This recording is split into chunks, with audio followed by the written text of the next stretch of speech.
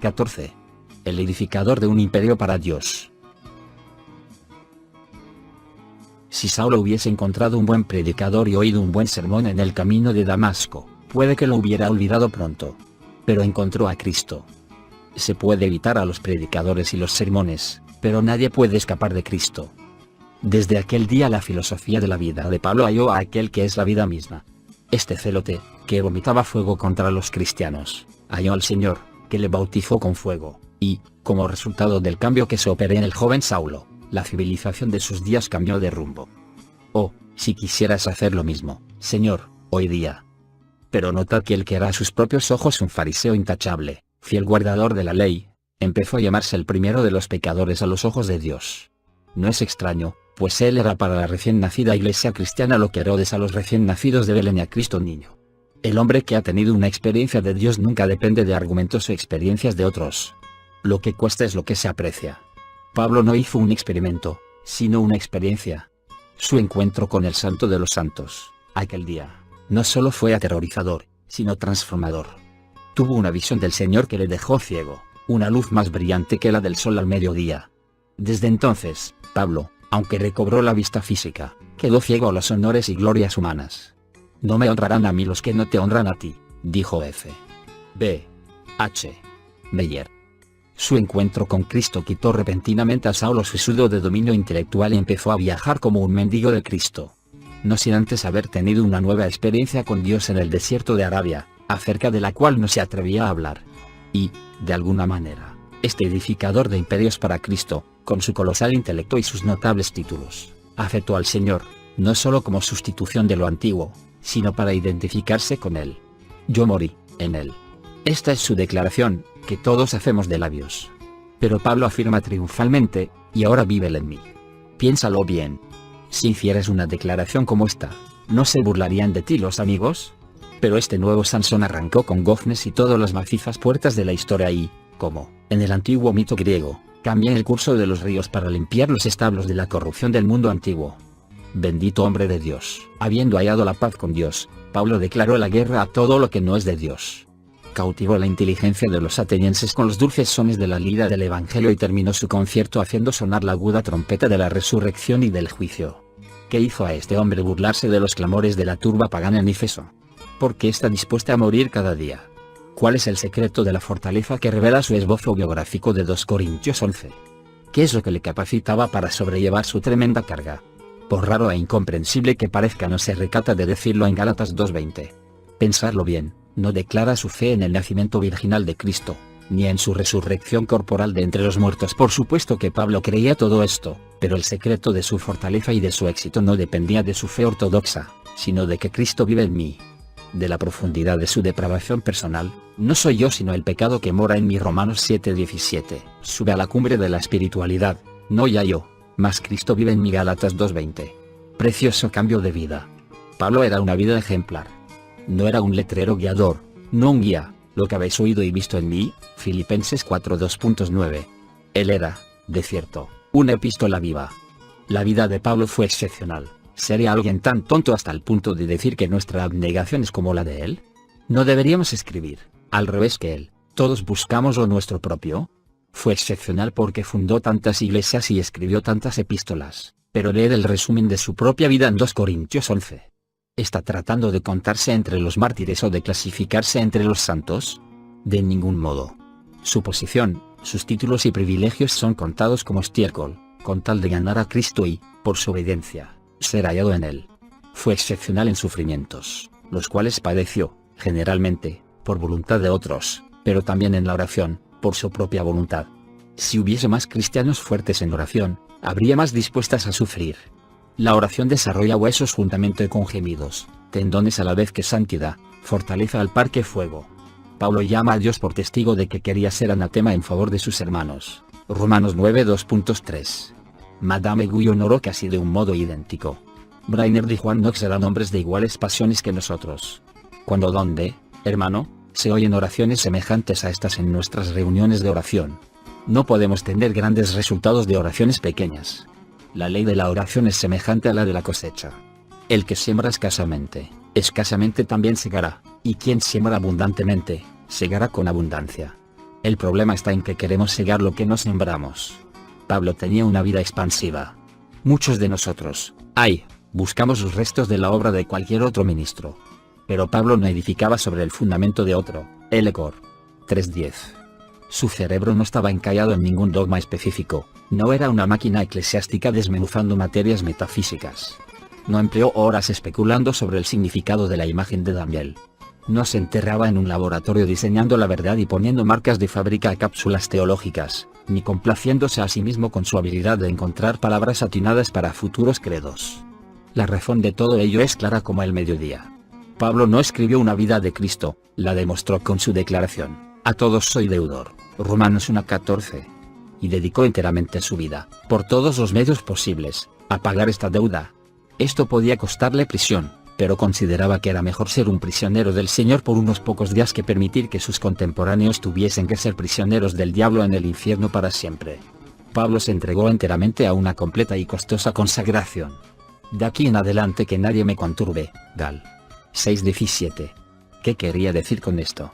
Que había consagrado de tal modo su vida a Cristo que no tenía tiempo ni voluntad para nada más. Cada latido de su corazón, cada pensamiento de su mente, cada paso de sus pies y cada anhelo de su alma eran para Cristo y la salvación de los hombres. Alborotaba sinagogas y tenía despertamientos o tumultos, una cosa u otra, y a veces ambas. Nosotros parece que no tenemos ni lo uno ni lo otro. Aun cuando su propio grupo de colaboradores le abandonan, todos me han dejado. 2 Tim 4:16. Él confió en los brazos eternos y fue adelante. Escapó de la muerte, pero su pan diario era su muerte diaria. Cada día muero. 1 Corintios 15:21. Magnífica desgracia la suya. Pero los frutos del Espíritu están en el apóstol Pablo, los dones del Espíritu obraban en él. Dirigió el despertamiento de toda una ciudad mientras trabajaba cosiendo tiendas para pagar los gastos. Hermanos predicadores, no tenemos corazones de gallina, todos nosotros, al lado del de Pablo.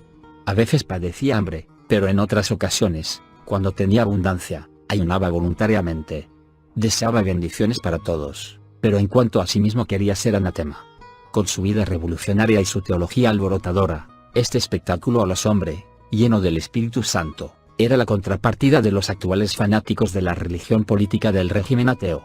Gente consumida por el fuego interior del Espíritu Santo son la única contrapartida eficaz de los caídos humanos, tan destrozados moralmente como el átomo que han logrado desintegrar y con el cual son capaces de desatar las fuerzas que destruirían la tierra.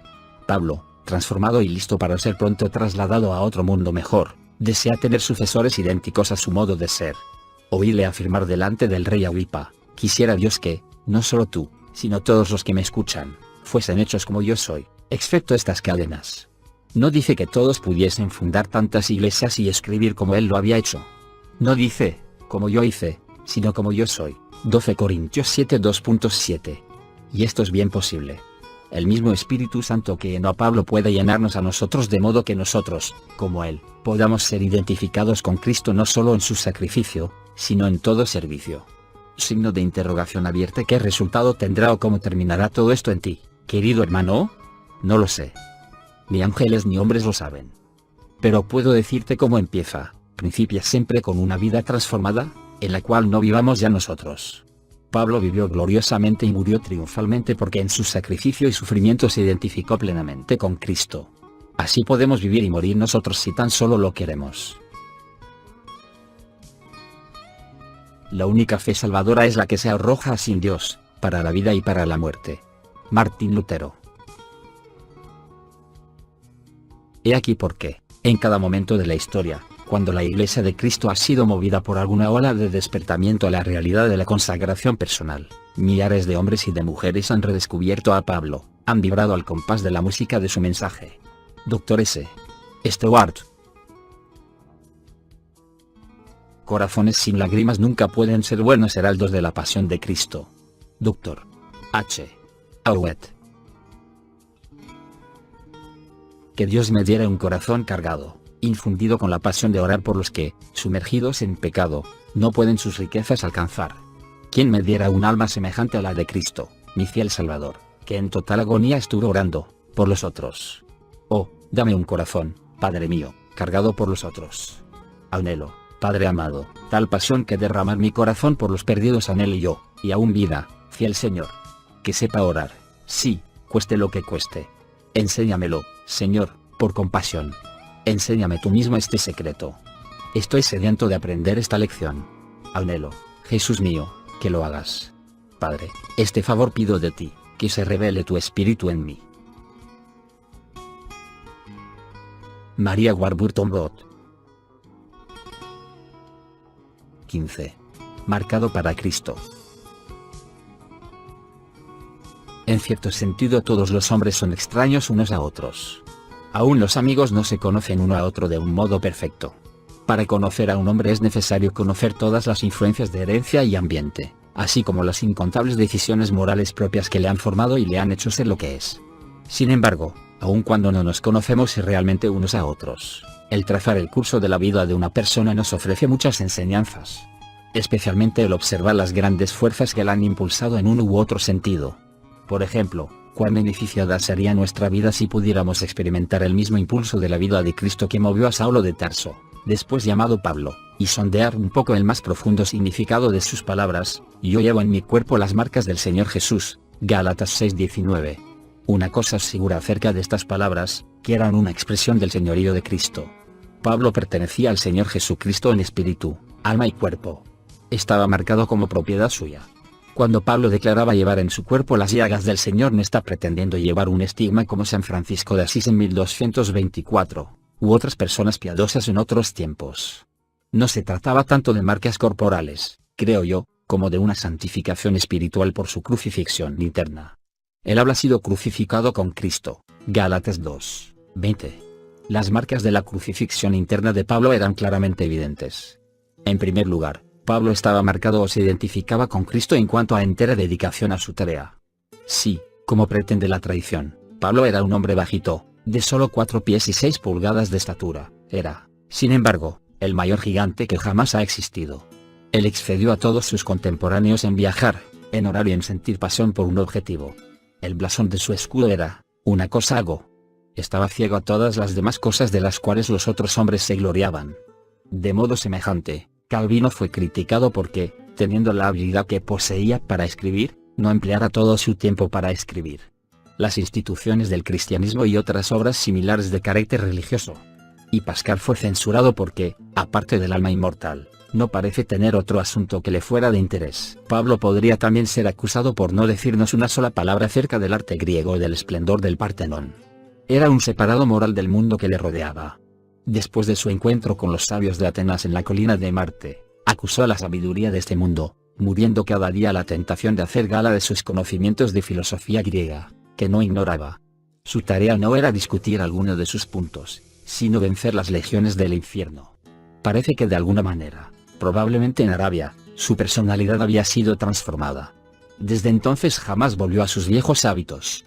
Estaba demasiado ocupado en ir adelante. Habría herido su alma oír a alguna congregación cantar, cansado de vagar: Señor, yo me siento. Ser o no recomendado o bienvenido, amado o aborrecido, poco le importaba. Él iba adelante con los ojos cerrados a todo honor humano, sordo a todas las voces de halago e insensible al encanto del éxito mundano. Pablo estaba asimismo marcado con la humildad de su maestro.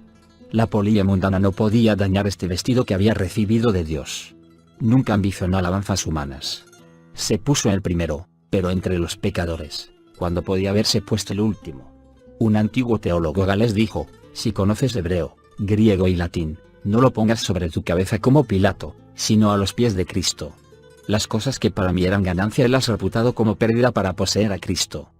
Qué descanso para el corazón es la virtud de la humildad. El gozo de no tener nada que perder.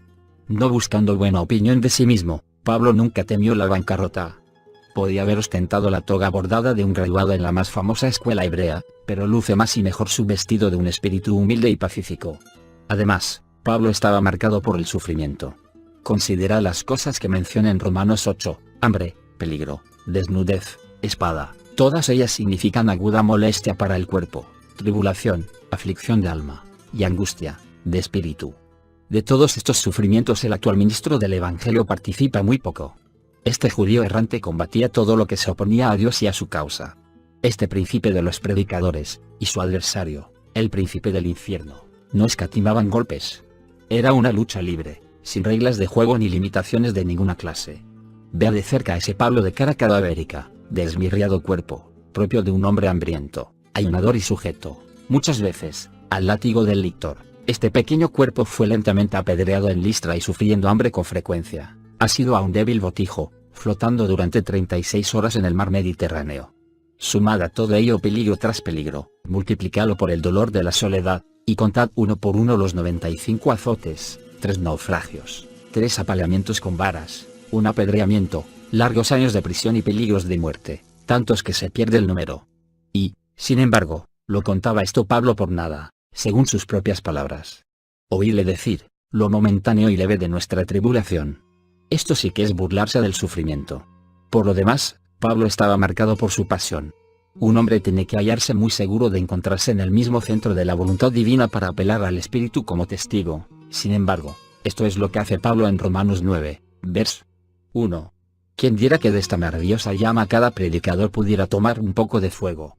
Las palizas no podían apabullar esta llama, los ayunos y el hambre no podían suprimirla, las críticas y malos entendidos no podían apagarla, ni las prisiones ocultarla, ni los peligros detener su crecimiento. Ardía más y más hasta que la vida se ausentó de su cuerpo. El Cristo viviente que estaba en Pablo, Gálatas 2:20, y se manifestaba en su ardiente pasión por las almas, era el desespero del infierno, el capital para el desarrollo de la Iglesia y el gozo del resucitado Salvador, que veía del fruto de su alma y se sentía satisfecho. Pablo estaba marcado por el amor. Cuando pasó por la experiencia de venir a ser un hombre de Cristo desafió 1:16 su capacidad de amor. Solo la madurez sabe amar. ¿Y cómo amaba Pablo? Primero y ante todo amaba a su Señor, después amaba a los hombres, a sus enemigos, a sus aflicciones y aún el dolor de su alma. Esto es lo que se demuestra por sus ardientes oraciones. El amor de Pablo le llevaba a amar al perdido, al último, y el menor. ¿Quiénes eran objeto de su amor? En la colina de Marte, los intelectuales, en las sinagogas, los religiosos por traición, en la plaza pública, los pródigos del vulgo. A todos ellos ansiaba ganar para su Señor. El amor, como poderosa dinamo, le movía y impulsaba a emprender grandes cosas para Dios. Pocos han orado como Pablo oró. Quizá René, Juan Fletcher, el poderoso Brainerd y muy pocos más han conocido el dominio del alma y cuerpo al entregarse a la oración por amor. Recuerdo una vez que, de pie al lado de la mariscala del Ejército de Salvación, entoné este himno: hay un amor que me constriñe a ir a buscar al perdido. Rinde, Señor, mi todo a ti hasta que lo haya conseguido. No era un amor puramente sentimental, pues le costaba presiones, privaciones, dolor y pobreza. Carlos Wesley casi parece haberlo alcanzado cuando dice: nada deseo en la tierra sino el amor, dentro de mi pecho. Estos hombres y mujeres estaban ciertamente en la senda del secreto apostólico para ganar almas. Los grandes ganadores de almas han sido siempre grandes amantes de las almas de los hombres. Todos estos amantes de segundo orden fueron ganados e impulsados por el mayor amor. El amor del gran amante de sus almas les trajo a su vida de lágrimas, trabajos y triunfos. En esta hora difícil, ¿podemos nosotros atrevemos a amar menos? Hazme amarte con poder, de pensar, querer y acción, que pueda andar rectamente en mi vida de oración, sirviéndote como debo. El amor suavizará cualquiera prueba que me cueste sufrir, el poderte amar aliviará toda pena saber que sufro por ti. Si tu amor me acompaña, sé que triunfaré al fin. Sin que puedan escogerlo ni evitarlo, millones serán un día marcados con la señal del anticristo.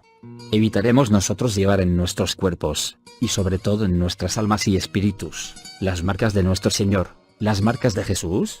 Ser marcado implica dolor, significa llevar el estigma de esclavo. ¿Escogeremos ser marcados para Cristo? Yo os engendré mediante el Evangelio. Pablo. Oh hermano, ora a pesar de Satanás, ora, emplea horas en oración, antes descuida a los amigos que el orar, ayuna y piérdete el desayuno, la comida, el té, la cena, y aún el sueño, antes que descuidar la oración. No basta hablar acerca de la oración, sino que debemos orar con ardorosa vehemencia. El Señor está cerca. Él viene quietamente mientras las vírgenes duermen. Andrés Abonar. Pasaron 7 años, antes que Karen bautizara el primer convertido en la India. Antes que Wilson ganara el primer convertido en Birmania. Antes que Morrison atrajera el primer chino convertido a Cristo. Moffat declarara que esperó para ver la primera evidencia de la acción del Espíritu Santo sobre los Bechuanas en África, antes que Henry Richards obtuviera el primer convertido ganado en Banffamantec, a J. Gordon. La oración es la sangre del alma. George Ellenberg.